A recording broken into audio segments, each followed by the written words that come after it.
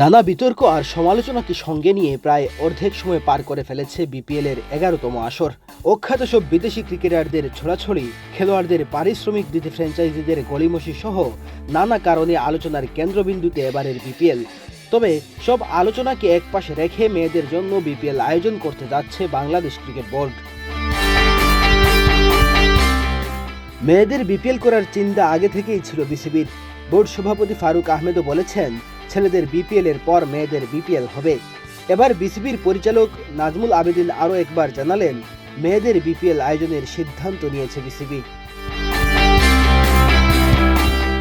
মেয়েদের বিপিএল শুরু করলেও প্রতি বছর মেয়েদের বিপিএল করার সিদ্ধান্ত এখনও নেয়নি বিসিবি।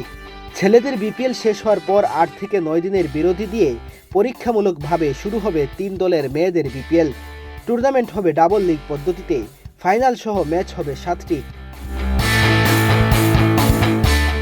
বোর্ড পরিচালক নাজমুল আবেদিন জানান, নারীদের ক্রিকেটকে আর কিভাবে এগিয়ে নেওয়া যায়, অনেকদিন ধরেই বোর্ড সেটা ভাবছিল।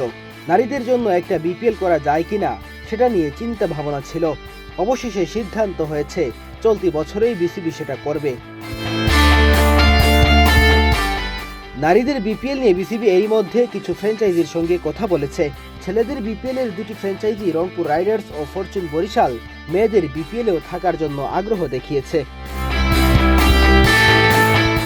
বিসিবির পক্ষ থেকে বলা হয়েছে, তারা ইতিমধ্যে কয়েকটি ফ্র্যাঞ্চাইজির সাথে কথা বলেছেন, দলগুলোও আগ্রহ দেখিয়েছে।